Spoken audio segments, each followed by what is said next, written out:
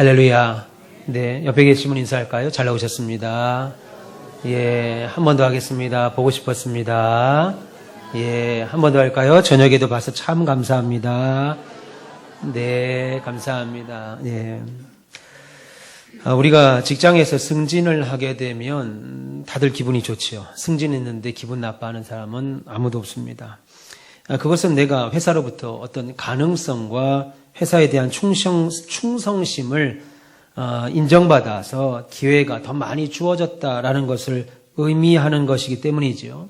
그래서 승진하기 이전보다 훨씬 더 많은 일을 맡겨지고 그 다음에 훨씬 더 큰 책임감이 주어짐에도 불구하고 누구 하나 승진한 것에 대해서 기분 나빠하는 사람이 아무도 없습니다. 오히려 내가 이 일을 그리고 내가 이 직책을 잘 감당할 수 있을까? 약간의 염려는 있을 수 있어도 내가 한번 해보자. 그래, 한번 잘 해보자. 라고 하는 설레임과 열정이 훨씬 크지요.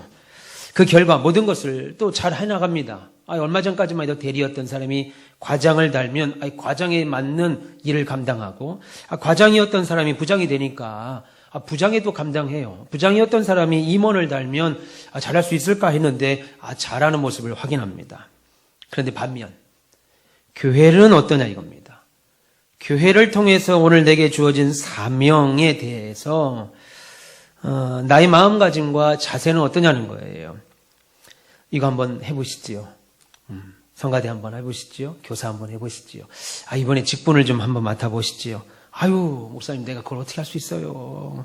난 못해요. 네. 전혀 다른 모습을 취합니다. 지나친 부담을 막 느껴요. 부정적인 생각까지도 갖고 있습니다. 여러분들은 그러지 않을 거라고 생각하는데 한번 돌아보시면 좋겠어요. 하나님께서 주시는 사명이라고 그러죠. 이 일은 하나님이 주시는 사명인데 이 사명은 제가 목회하면서 또 교회 사역을 하다 보니까 이 사명은 우리가 가지고 있는 어떤 경험 혹은 지식 혹은 물질 혹은 인맥 등을 동원한 그것으로 감당할 수 있는 것은 아니더라고요. 물론 있으면 편합니다. 있으면 조금 더 수월하게 할 겁니다. 근데 제가 지금 여지껏 목회하고 교회를 세우고 예배당까지 건축한 걸 볼 때 이건 내가 가지고 있는 어떤 인맥이나 경험, 지식, 물질, 이런 계획으로 감당할 수 있었던 것이 아니었다라는 겁니다. 그냥 하나님의 뜻에 따라서 그분의 음성을 듣고 믿음으로 결단하고 나아갈 때 한 발짝 딱 짚고 나아갈 때 주어진 사명 이룰 수 있습니다. 오늘 박선숙 집사님이 허리가 아프다고 해서 어제 저녁에 저한테 전화 와서 목사님 내일 못 갑니다. 허리가 아파갖고 지금 일주일 내내 그 일도 못 하고 있습니다. 그래서 기도해주고 그래도 나올 수 있으면 내일 나오세요. 그랬더니 오늘 저녁에 성가대 원신 예배라고 또 나왔습니다. 엘리베이터를 타는데 태건이가 엘리베이터 타고 막 거기서 방방 뛰길래 뛰어라. 엘리베이터 선 끊어지겠냐. 반가웠습니다. 믿음으로 결단해서 나갈 때 주어진 사명 이룰 수 있다는 거죠. 그리고 그 사명의 무게가 온전한 무게감이 있잖아요. 내가 권사의 직을, 내가 안수집사의 직을, 내가 장로의 직을, 내가 주방에서 오늘같이 성가대로 반주자로 이런 사명의 무게가 오히려 나로 온전한 믿음으로 성장하게 합니다. 자라나게 해요. 그리고 열매를 맺도록 하는 줄 믿습니다. 성가대도 마찬가지입니다. 세상 사람들이 인정을 하든 인정하지 않든 상관없이 창조주이신 하나님을 찬송할 수 있다는 것은 우리 그리스도인만의 특권입니다. 우리만 할 수 있어요. 어떤 사람은 여러분들은 쉽게 할 수 있는 할렐루야 해봅시다. 할렐루야. 아멘. 평상시에 너무 쉽게 하는 거. 길을 가다가 발을 삐끗할 때 주여. 세상에 어떤 사람은 한평생 살면서 주여 한마디도 못합니다. 한평생 살면서 할렐루야 한마디 못합니다. 아멘 한 번도 못합니다. 그럼에도 불구하고 그래서 우리가 하나님을 찬양할 수 있다는 것은 우리 믿는 자만의 특권이라는 거죠. 하나님을 찬송할 수 있다. 기쁨으로 노래할 수 있다. 이것은요. 하나님께서 이 세상의 모든 피조물 모두에게 다 주신 것이 아니라 특별히 인간에게만 주신 거예요. 그 인간 중에서도 그리스도인들에게만 주신 매우 놀라운 선물입니다. 그래서 우리가 찬양할 수 있다라고 하는 것은 인간들 중에서 특별한 사람에게만 주신 여러분들에게만 주신 하나님의 은혜요, 축복이요, 특권 중에 특권인 줄 믿습니다. 오늘 본문을 통해서 하나님을 찬양했던 악사들 성가대라고 할 수 있겠습니다. 계보를 한번 살펴보고, 특별히 오늘 성가대 헌신 예배로 헌신한 우리 성가대원들이 하나님을 향한, 그리고 우리 모두 다 하나님을 찬양하는 자들이니까 어떻게 하나님을 찬양해야 되는지 오늘 이 말씀을 통하여 우리 한번 깨닫고 확신한 일에 거하는 우리 됐으면 좋겠습니다. 먼저 성가대의 계보를 우리가 볼 수 있습니다. 본래 찬양은 아무나 할 수 있는 것이 아니고 하나님께서 레위 지파에게만 주셨던 특별한 전유물, 직분이었습니다. 야곱의 12아들 중에 세 번째 아들이 레위지요. 레위의 후손들에게 하나님께서는 네 가지의 직분을 주셨습니다. 그 네 가지 직분 따라해 볼까요? 대제사장직, 그 다음에 제사장직, 그 다음에 하나님을 찬양하는 성가대직. 그렇죠. 눈치가 있으시네요. 하나님부터 얘기하실 줄 알았더니만 성가대직. 그 다음에 마지막으로 오늘 48절에 보면 하나님의 장막의 모든 일을 따라해 봅시다. 봉사하는 직책. 예, 요 네 가지는 레위 지파만 할 수 있었습니다. 그런데 그중 세 번째 직무가 바로 하나님을 찬양하는 찬양의 직분입니다. 다윗은 하나님의 언약궤를 예루살렘으로 가져오죠. 베세메스로 가는 베세메스인가요? 법궤가 베세메스로 가다가 거기서 우사 손을 만짐으로 인해서 법궤가 남아있게 되죠. 그리고 그 법궤를 다시 예루살렘 성으로 가져온 다음에 다윗은 제일 먼저 한 것이 찬송의 직무를 담당하는 성가대를 조직합니다. 그 성가대 조직의 계보가 오늘 본문의 내용이에요. 레위에게는 이 세 번째 야곱의 셋째 아들이었던 레위에게는 다시 세 명의 아들이 있었습니다. 게르손, 따라해 봅시다. 게르손, 그핫, 무라리. 예, 요 세 아들이 있었는데 그들의 자손 중에서 찬양할 수 있는 특별한 대표자들을 한 사람씩 다윗 시대에 뽑습니다. 찬양대의 대장은 오늘 본문 원래는 43절까지인가요? 43절까지 읽어야 되는데 시간 관계상 오늘 31절, 32절만 읽었습니다. 본문 33절에서 38절까지 보면은 성가대 대장이 누구로 나오냐면 헤만입니다. 헤만은 레위의 아들 중 그핫의 자손입니다. 그러니까 레위의 게르손, 그핫, 무라리 둘째 아들의 자손이 성가대장이었다는 거죠. 헤만으로. 그리고 39절부터 43절까지 보시면 헤만의 우편에서 찬양을 지휘했던 사람. 다시 말해서 헤만이 성가대장이면 성가대장 오른쪽에서 찬양을 지휘했던 사람이 나오는데 바로 에단입니다. 아삽입니다. 아삽. 레위 지파 중에 첫 번째 아들이었던 게르손의 자손입니다. 그리고 44절부터 48절까지 보시면 헤만의 좌편에서 이번에는 왼쪽에서 찬양을 지휘했던 사람이 나오는데 그가 누구예요?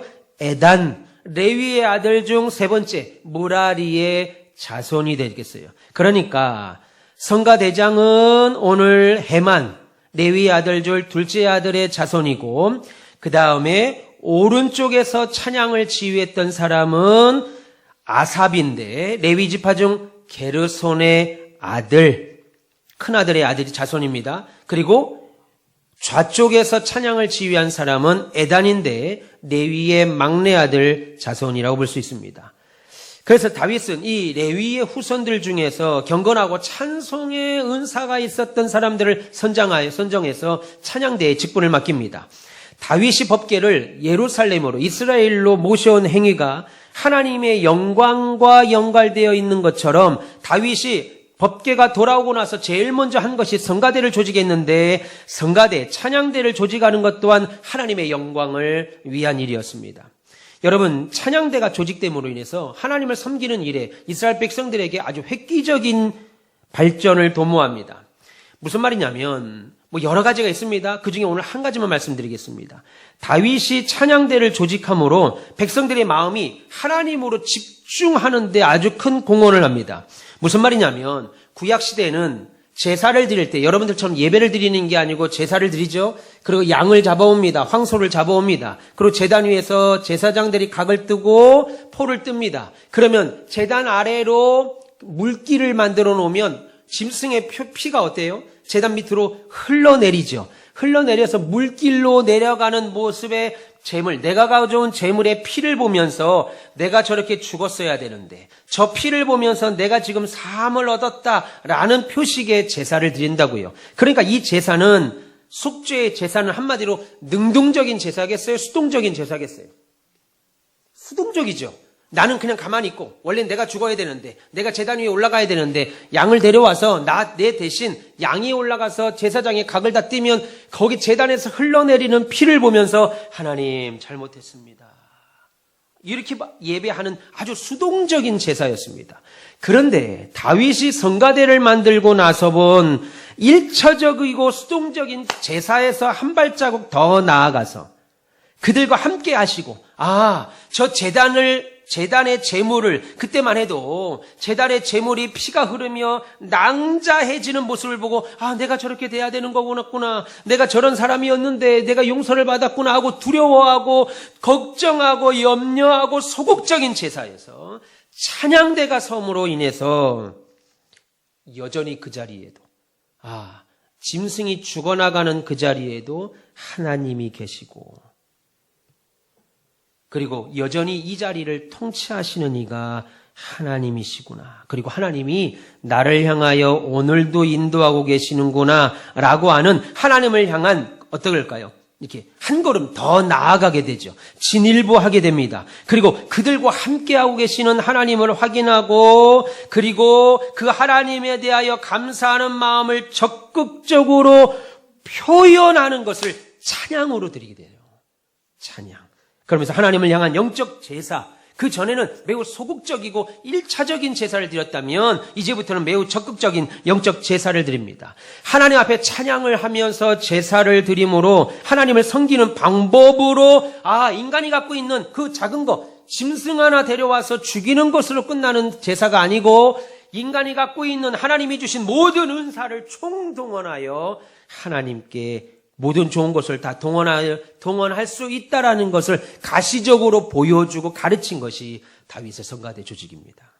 한마디로 하나님을 섬기는데 하나님께서 인간에게 주신 모두의 재능, 소질을 개발해서 하나님을 섬기라, 하나님께 영광을 돌리라, 재물뿐 아니라 황소나 송아지 같은 재물뿐 아니라 찬양과 더 나아가 우리가 가지고 있는 모든 은사를 다 동원하여서 하나님을 기쁘시게 하는 일로 드릴 수 있다라는 것을 가시적으로 보여준 것이 성가대의 시작입니다. 두 번째는 성가대 기능이죠. 그래서 다윗에 의해 구성된 성가대는 이스라엘 백성이 하나님께 찬양을 드리는 일뿐만 아니라 그들의 많은 신앙생활에 큰 도움을 줬습니다.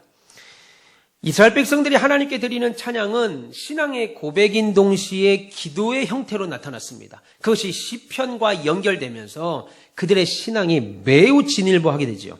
성경에 보면 성가대가 예배 때 제사 때 사용되기 시작될 때는 다윗 시대, 본격적으로 사용된 건 다윗 중후반부터 솔로몬 시대입니다. 다윗이 헤만, 아삽, 에단을 지명하여 성막 찬양대, 아직 성전이 짓기 전이죠. 그래서 성막 찬양대를 세운 것이 최초의 성가대고 그것이 발전하여서 레위인만으로 구성된 성전 찬양대가 생겼고 이 조직은 오늘 우리가 낮에 봤던 성전은 3번 성전을 짓습니다. 솔로몬이 성전을 짓고 수르바벨이 성전을 짓고 마지막 헤롯 대왕이 성전을 짓죠. 마지막 헤롯 성전이 파괴될 때까지 성전 안에서 성가대가 이제 존립합니다. 그 중에 중세 시대도 있고 이런 거 다 건너뛰겠습니다. 현재 우리 교회가 하고 있는 이 찬양대는 성도들의 찬송을 인도함으로 예배를 돕고 하나님께로 향한 바른 예배로 이끌고 예배 진행의 질서를 좀 유지하는 역할을 합니다. 그래서 성가대 여러분들 매우 중요한 일을 하시는 거예요. 여러분들은 가운을 입잖아요. 제가 가운을 입고 설교하니까 너무 노땅 같다고 그래가지고 꼰대 같아 보인다고 그래가지고 요즘 가운을 안 입고 제가 설교를 하는 거예요. 누가 하나 묻는 사람도 없고 해서 그냥 그렇다는 거 알려주는 거예요 지금. 4월은 고난주간이 있고 종려주일이 있고 부활절이 있어서 4월만 제가 지금 가운을 입고 절기 때와 성찬 때만 입고 안 입으려고 합니다. 꼰대처럼 보인다고 그래가지고. 성가대원은 가운을 입죠. 가운을 입는 이유가 뭐겠어요? 하나님 앞에서 말씀이 온전히 드러나기 위해서죠. 제가 한때 이 땡땡 넥타이가 유행할 때가 있었어요. 우리나라 이 땡땡이 브라우스 땡땡이, 넥타이 땡땡이, 남방 땡땡이, 땡땡이라면 아주 모든 게 유행하던 시절이 있었는데 어떤 분이 저에게 땡땡이 넥타이를 하나 선물해 주셨어요. 그걸 잘 메고 다녔죠. 수요일날 주일 저녁에 설교를 맡아서 설교를 했는데 장문의 문자가 왔습니다. 교육자가 그렇게 패션의 리더처럼 그 땡땡이를 하고 다니면 되겠냐고 막 문자를 보냈대요. 뭐 어떻게 해야 되고 시커먼 거 하고 다녀야 돼? 저한테 장문의 문자를 보냈어요. 그래서 제가 그분에게 어떻게 해야 되나 답을 달라길래 어떻게 답을 줘야 되지? 이거 땡땡이 안 하겠습니다. 그러기도 그렇고. 그래서 제가 그분에게 답을 드렸습니다. 여러분들의 얼굴은 수십 명이 저를 바라보고 수백 개의 눈을 바라보지만 그래서 제가 여러분들에게 다 맞추기가 힘드니까 여러분들이 저를 좀 맞춰주시면 어떻겠느냐. 땡땡이는 그냥 제 취향이잖아요. 그죠? 땡땡이는 제 취향이니까. 땡땡이를 극단적으로 싫어하시는 분들도 계시더라고요. 그러면 그냥 아유 목사님 어디서 또 얻으셨구나 생각하셔서 넓은 마음으로 좀 받아주세요. 제가 그 문자를 보낸 적이 있습니다.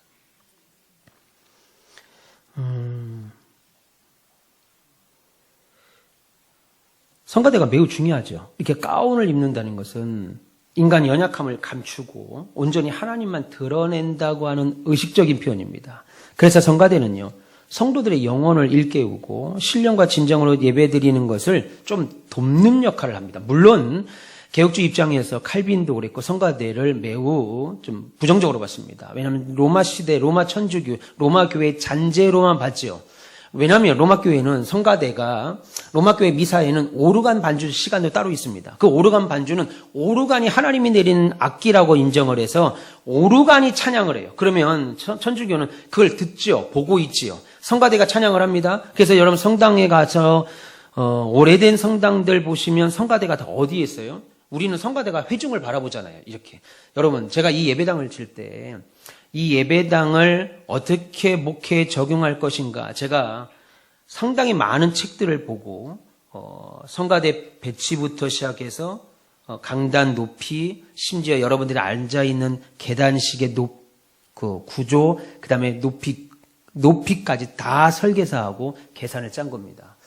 저는 근데 어떤 교회들은 그런 거 필요 없죠. 그냥 네모 반듯해가지고 저 끝까지 사람이 있든 없든 보든 안 보든 상관없이 저는 여러분들이 예배드리는 이 모든 것이 예식조차도 예배당 안에 다 들어가 있도록 제가 의도를 갖고 설계사하고 몇 개월을 공부해서 같이 나눈 결과물입니다.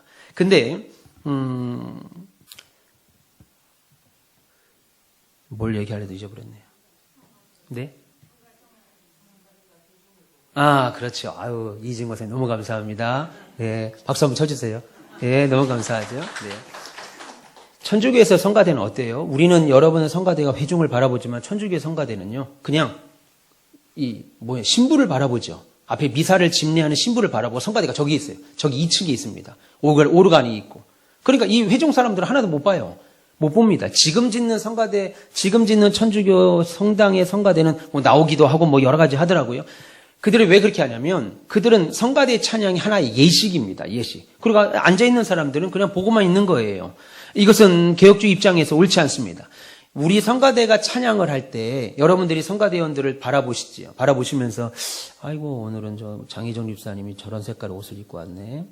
오늘은 우 집사님이 저런 와이셔츠를 입고 왔네. 이거 아니고 나는 비록 그 찬양을 모르지만 같이 연습한 적이 없지만 혹 아신다면 마음으로 함께 드리고 모르시면 같이 그 마음을 찬양에 실어줘야 돼요. 성가대는 성가대대로 찬양을 하고 우리는 뭐 딴 거 하고 문자하고 성경 읽고 그러면 천주교의 성가대가 됩니다. 천주교는 천주교대로 저 성가대원만 하나님께 찬양을 하는 거죠. 아니죠. 우리는 그게 아니고 이 시간에 다 같이 찬양해야 되는데 성가대가 특별히 은사받은 사람들을 구별하여 그 시간 찬양을 해주는 거예요. 그럼 우리는 거기에 마음을 어떻게 해야 되겠어요? 실어야죠.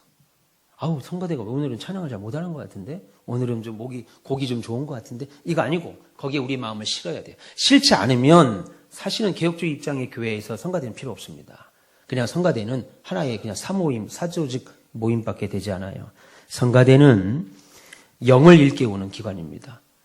그리고 성신령과 진정으로 예배를 체험하게 해줍니다. 성가대가 찬양을 아주 은혜스럽게 하면 예배 분위기가 좀 더 살아나죠. 성경에 기초를 둔 가사가 아름다운 선율, 화성과 함께 딱 전달될 때, 듣는 성도들이 영적인 교훈을 받잖아요. 그 가사를 통해 듣는 성도들의 영적인 교훈을 받는다고요. 그리고 주님의 권유도 듣습니다. 가사. 오늘 전사님 특송했고, 오늘 2부 예배 때는 성가대가 특송했는데, 찬양했는데, 찬양할 때 그 가사가 나로 하여금 어때요?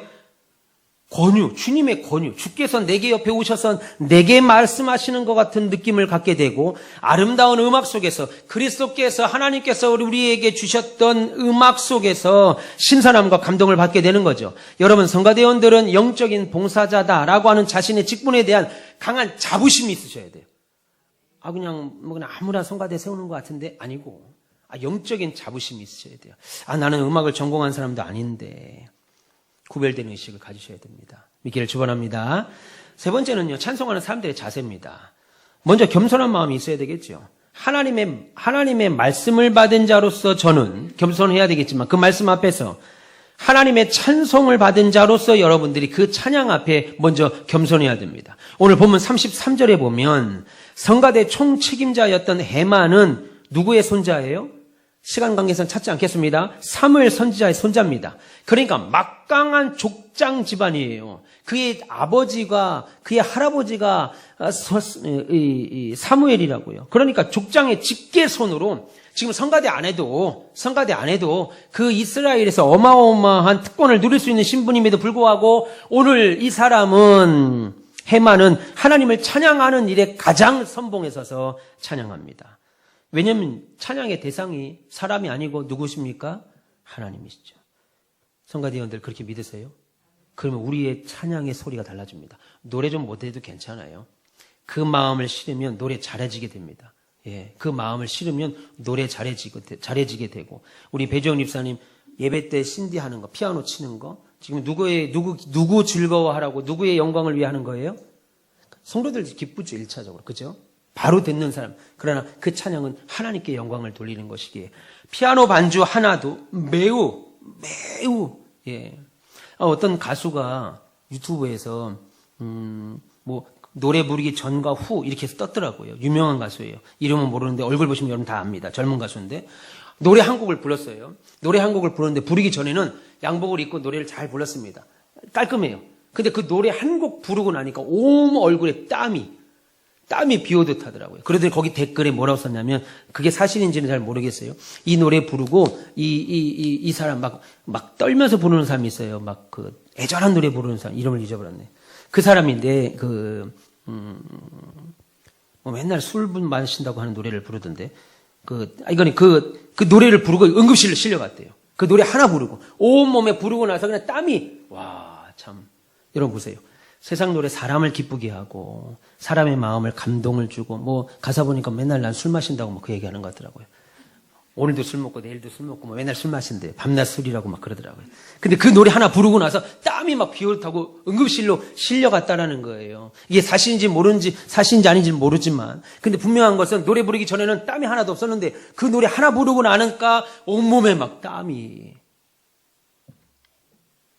여러분, 세상 노래 부르는 사람들도 그렇게 우리가 부르는데 하나님을 찬양하는 것에는 집중하셔서 최선을 다하여 영광을 돌리셔야 됩니다. 우리의 찬양, 우리 성가대의 찬양은 가창을 자랑하려고 하는 장소가 아닙니다. 물론 앞으로 찬양을 더 잘하시는 분도 오실 것이고 전공한 분들도 있을 수 있습니다. 전공하신 분들도. 그러나 전공을 했든 전공을 하지 않았든 상관없이 우리는 찬양해야 될 사람들이고 하나님의 영광을 돌릴 사람들이죠. 그러니까 우리를 향하신 하나님의 인자하심이 너무 크니까, 우리를 향하신 하나님의 선하심이 너무 크니까 오늘날 우리에게 찬양하는 거죠. 우리가 하나님께 찬양하는 겁니다. 그래서 여러분, 공통적으로 성가대원들이 가져야 될 자세는 겸손한 마음, 그리고 하나님을 높이는 그 자세로 하나님 찬양해야 되는 줄 믿습니다. 그래서 찬양은 단순히 목청으로 부르는 노래가 아니죠. 금요일날 전사님이 그 얘기를 하셨던 것 같은데, 연예인들 중에 노래 잘하는 연예인들이, 권사님 들으셨어요? 아시는 것처럼 얘기하시는 것 같아요, 반응을. 찬양을 너무너무 노래를 잘하는 가수가 복음성, 하나님을 찬양을 하면 잘 어색한 사람이 있다라는 거예요. 노래는 너무 잘하는데, 어떤 성악가도 너무 잘하는데, 제 말 맞아요? 네.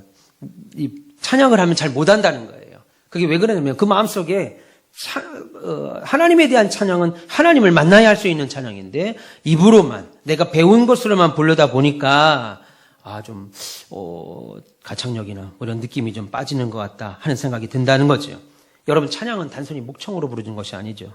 단순히 즐기기 위해서.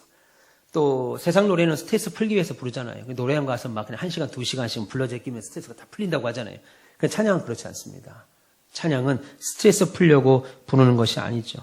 오직 하나님의 거룩성을 나타내는 일입니다. 하나님이 내게 무엇을 했는가? 주 하나님 지으신 모든 세계 내 마음속에 그리워볼 때 이 찬양 눈치 있는 분들은 할 텐데 주님의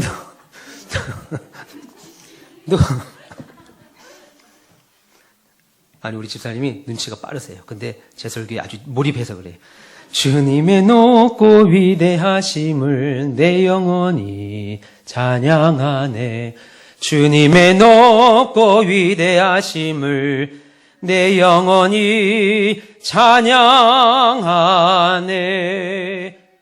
이건 날 즐거워하려고 노래 부르는 게 아니죠. 그죠? 네. 내가 왜 이러는지 몰라. 내가 왜 왜 이런지 몰라.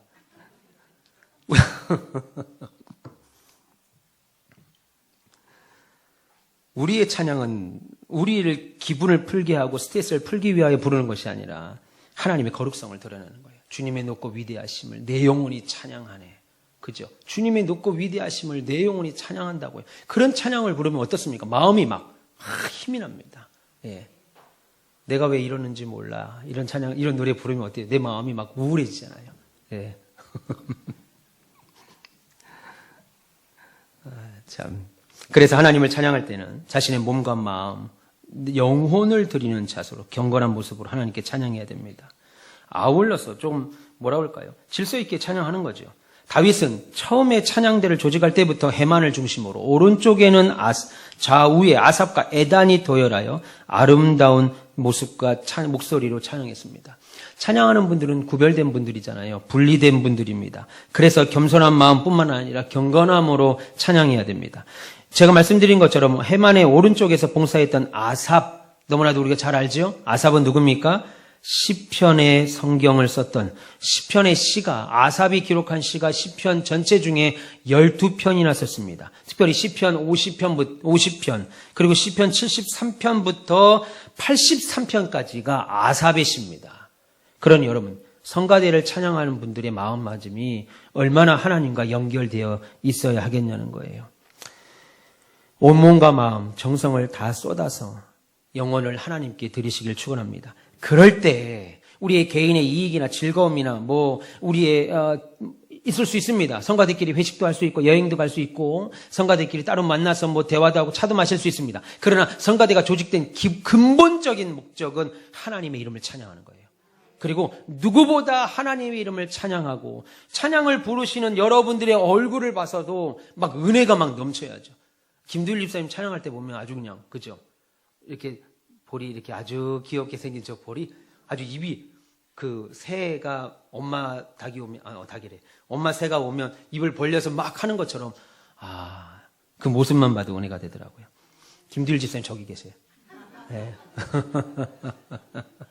근데 찬양을 하는데 막 인상을 쓰고 부르기 싫은데 막 부르는 거 억지로 하고 있는 사람처럼 하면 어쩌겠어요.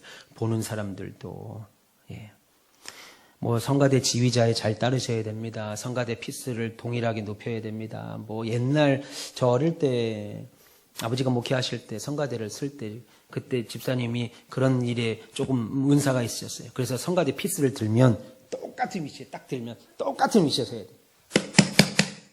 똑바로 저기 똑같이 들어야 되고 접을 때도 똑같이 접고 일어날 때도 똑같이 일어나고 그러면 좋지요. 근데 그렇게 안 해도 괜찮아요. 그렇게 안 해도 괜찮습니다. 그거 하다 맘상해요. 그거 하다 시험 들어. 못 찾는 거예요. 어느 순간 안 보여요. 안 펴지는 걸 어떻게 하겠어요. 그럼 기다려주기도 하고 그럼 여보 째려보자. 그렇게 안 하셔도 돼요. 하다 보면은 하나님을 더 찬양하게 되고 사랑하는 마음을 더 쏟게 돼서 그래서 하나님께서 인간에게 찬양의 특권을 주심을 기억하시면서 그리스도인들은 이것을 올바로 사용하시고 특별히 이 일로 부르심을 받은 우리 성가대원들은 더더욱 하나님의 일에 헌신하는 은혜가 있게 축원합니다. 하나님의 일은 교회를 위하여 하는 일이 아닙니다. 많은 분들이 오해를 하세요. 내가 이렇게 열심히 일하면 교회가 유익이 되겠지요? 유익이 있겠지요? 물론 유익이 있을 겁니다. 그런데 여러분, 하나님의 일은 근본적으로 교회를 위하여 하는 일이 아닙니다. 여러분의 영혼을 위한 일이에요. 기도하는 일, 전도하는 일, 심지어 교회 나와서 청소하고, 여러분 성가대하고, 찬양대하고, 차량 운전하고, 주방 봉사하는 모든 봉사는 교회를 위하여 하는 일이 아니고 여러분의 영혼을 위한 일입니다. 그래서 굉장히 중요한 거예요. 내가 기도하는, 새벽에 나와서 기도하고, 저녁에 나와 기도하고, 여러분이 찬양 운전을 하고, 심지어 찬양대, 온갖 일은 다, 심지어 반주자까지도 다 여러분의 영혼을 위한 일입니다. 내가 이거 안 하면 편할 것 같고, 이거 안 하면 좋을 것 같지만 그렇지 않아요. 어느 순간 우리의 믿음이요, 쭉 빠집니다. 그래서 여러분 헌신 봉사하는 것이 매우 중요합니다. 내 영혼이 살기 위하여 하는 거예요. 우리 찬양대 여러분들 더 많이 기도하시고 헌신하십시오. 그러면 하나님께서 여러분들에게 은혜를 주실 겁니다. 사명이 그런 거예요. 사명은 우리를 향한 하나님의 뜻하심이 담긴 부르심이잖아요. 저와 여러분의 뜻하심이 담겼다고요. 우리 허은숙 집사님이 성가대로 하나님이 부르셨습니다. 미리 부르셨습니다. 우리 교회를 통하여 부르셨습니다. 그러면 부르신 것은 허은숙 집사님을 향한 하나님의 뜻하심이 담긴 부르심이에요. 그냥 어쩌다 보니까 내가 성가대 앉았네. 어쩌다 보니 물론 한 주 만에 하고 내려가신 분도 있죠. 물론 다른 사람이 누구라는 얘기 안 하겠습니다. 참 우리 김경애 권사님은 성격 좋으신 분이에요. 진짜 좋은 분입니다. 저런 분 없습니다.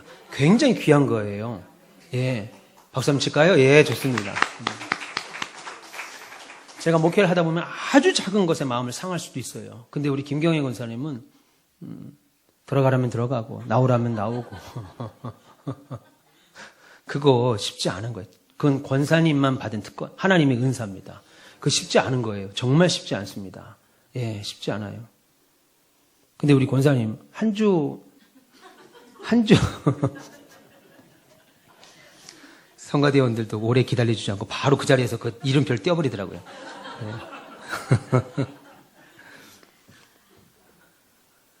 여러분들은 하나님이 주신 부르심에 합당하게 그 일들을 감당하시면 좋겠습니다. 사명이라고 하는 무게, 뭐랄까요? 멍에의 무게? 여기만 집착하지 마세요. 교회 나오면 일 시키니까 거기에 무게에만 집착하지 마세요. 오히려 나와 함께 동행하시는 여러분들만 성가대에 서 있게 하지 아니하시고 하나님은 그 자리에 함께 하십니다. 그리고 하나님은 나와 함께 하시는 하나님에 대한 불신앙의 모습으로 대하지 마시고 오히려 여러분들이 찬양대를 섬기고 반주로 섬길 때 하나님이 힘을 주실 것이고요. 지혜를 주실 것이고 축복을 통해서 역사하시는 하나님을 만나게 될 겁니다. 여러분들이 헌신하는 것만큼 하나님이 복 주실 거예요. 생각해 보세요. 어린 나이에 왕위에 올랐습니다. 누가요? 솔로몬이. 그래서 자신이 맡겨진 나는 어린아이라 이 나라를 감당할 수가 없습니다. 라고 하는 이 사명의 무게에만 집착하지 않았습니다. 오히려 그 사명을 감당하게 하실 하나님을 집착했죠. 그가 기브온 산당에서 드린 1000번제의 정성에 하나님은 감동했습니다. 여기서 말하는 1000번제는 카운팅, 한 번부터 100, 1000 이게 아니고 한 번에 1000번을 드린 겁니다. 어마어마한 제물로 하나님 앞에 정성으로 하나님께 1000번제를 드리니까 하나님이 감동하셨죠. 그리고 그를 만나주셨습니다. 그러니까 내 소원이 아니고 땅을 넓혀주세요. 군대를 주세요. 내게 능력을 주세요. 이게 아니고 하나님이 주신 이 사명을 잘 감당할 수 있는 지혜를 주세요. 라고 말하자 그것이 하나님 마음에 꽉 맞았습니다. 하나님, 내가 하나님의 일을 감당할 수 있도록 더 피아노 실력이 늘게 해주세요. 악기 실력이 늘게 해주세요. 내가 목소리도 더 곱게 해주세요. 더 크게 나가게 해주세요. 내가 악보를 잘 볼 수 있게 해주세요. 다른 성가대 성도들과의 관계가 잘 유지되도록 내게 은혜를 주세요. 그 마음이 하나님 마음에 딱 합혔다 이겁니다. 그렇게 하나님은 사명을 받은 이들이 하나님께 함께 하심을 구하고 그 약속을 의지하고 담대히 나가기를 원하십니다. 우리의 성가대 여러분 그렇게 나가십시오. 예. 성가대에 하시면 또 교회를 하시다 보면 시험될 일이 많이 생깁니다. 마귀가 열심히 하는 사람들을 가만 놔두지 않아요. 어떻게 해서든 괴롭힙니다. 그러니까 여러분, 무릇 지킬 만한 것 중에 무엇을 지키라고요? 마음을 지키세요. 그리고 믿음으로 승리하시길 축원합니다. 하나님은 우리를 사명의 현장으로 보내실 때 반드시 우리와 함께 하실 뿐만 아니라 우리를 도우시는 분입니다. 나는 음악도 잘 모르는데 성가대 할 수 있을까? 하나님이 그 일들을 하시도록 믿음 주시고 힘 주시고 지혜도 주시고 결국은 그 축복의 반열로 저와 여러분들을 끌어올리실 거예요. 할렐루야. 네, 감사합니다. 우리가 하나님 의지할 때 우리에게는 어떻게 크고 놀라우신 일들이 맡겨질 이 사명의 자리를 내가 잘 감당할 것인가? 이 자리에 하나님이 나와 늘 함께 하시는데 하나님이 어떻게 나를 도우시는 걸까? 기대하시면서 성가대 애써주시고 그리고 더 많은 성가대원들이 세워질 겁니다. 믿기를 축원합니다. 네, 함께 하시면서 그래도 계속 찬양이 더 좋아지시는 것 같아요. 그러지 않습니까? 배집사님 표정이 어디서 저런 확신이 생기지? 뭐가 좋아진다는 거지? 하는 표정 같은데. 네, 우리 배집사님이 음대에서 전공하신 분이라 그래요. 저는 비전공자라 갈수록 좋아지는 것 같아요. 예, 갈수록. 실력은 좋아요. 근데 표정이 많이 좋아지셨어요. 표정이 아주 많이 은혜스러워졌습니다. 감사합니다. 이제는 당신들이 부르시다가 틀리면 웃을 줄도 아시더라고요. 그래서 다른 사람은 몰랐는데 틀렸구나. 윤지사님 틀렸구나 하는 게 예. 하나님의 축복이 우리 성가대에게 있기를 축원합니다.